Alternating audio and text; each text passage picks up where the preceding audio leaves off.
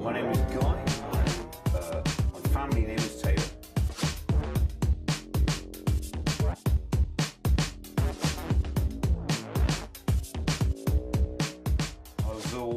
I've always been on the wrong side of the law as a younger man.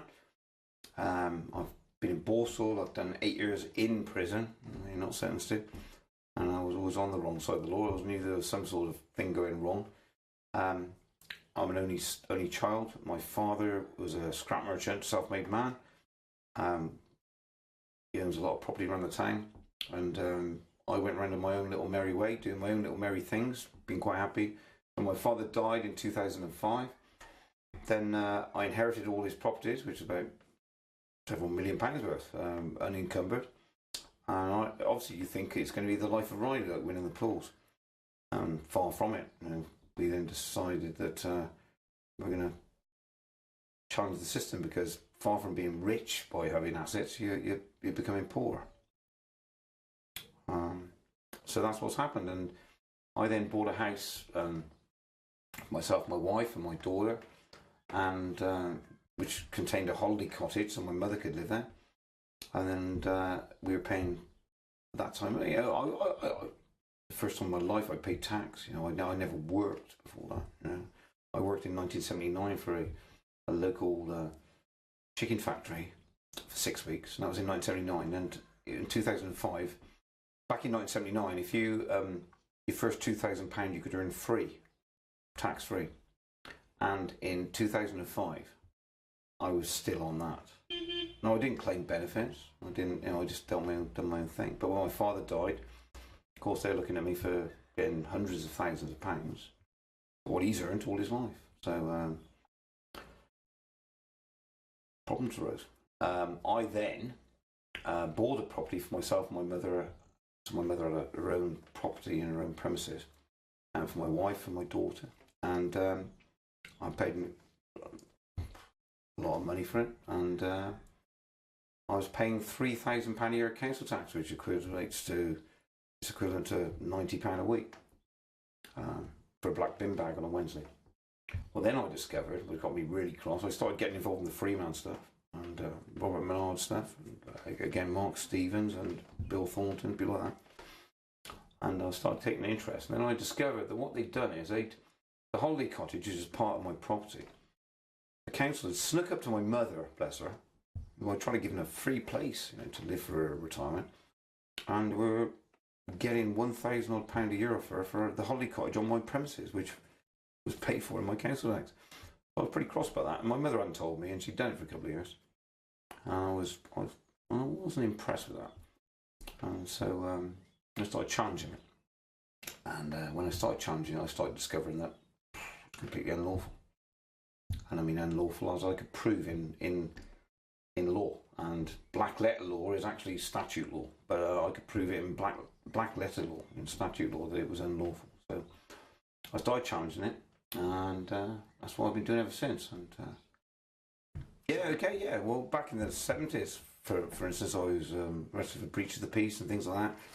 During the 80s, I was a naughty boy, so during the 80s, we were in a capitalist society, and I believe that, he who's top of the pile is best. So I operated in that illusion, and I ended up getting involved in a load of counterfeit American dollars back in the late 80s and distributing them. And I had a trial, which resulted in me getting 5 years in prison, but I had another trial on top of that in 1991 at the Old Bailey, which went on from, I think it was October the 6th or 9th until the end of November, involving conspiracy to defraud the United States Treasury and handing stolen British passports.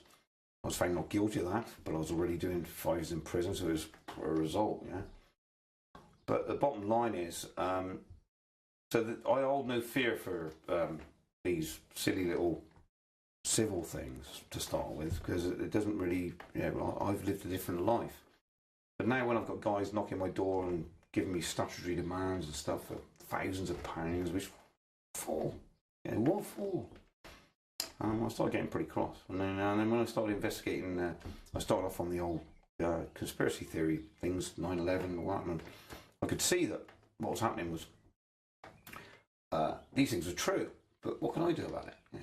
All I can do is spread the information. And what I thought I can do something about is the nuts and bolts of law. Because when I was in jail, and I spent behind the door 8 years in jail, not sentenced, but beyond the door. So what I decided was I studied archbolds, and because the object of the exercise when you're in prison is to get out.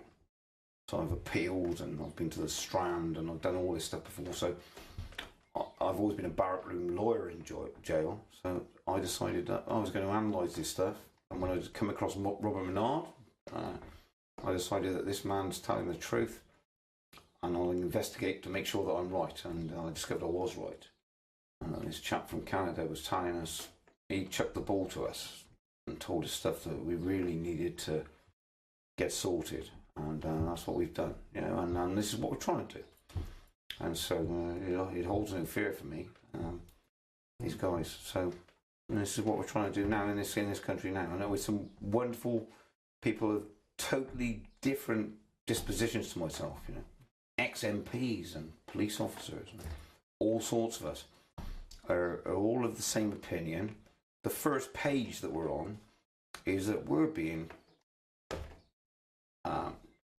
treated like rubbish in this country, and when we basically need to sort it out. And so what we try doing is the technical nuts and bolts of the law we're dealing with. And so I've got knowledge in common law, and there are wonderful people who I deal with who are, say, the one particular man, John Hurst, who's an ex-police officer of 30 years experience in the Metropolitan Police, and he's a vacuum cleaner for information in statute law. And between us, 30 years ago we wouldn't have even sat in the same room, but we know that there's things going on, and we've become great friends, and between us there's wonderful people throughout this movement. We all know we're all being stitched, and it's not going to happen. We're not going to have it.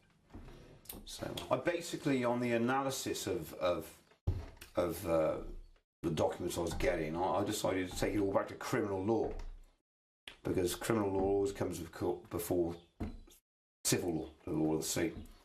So when I realised that they were operating absolutely criminally with us in civil cases, and in fact the only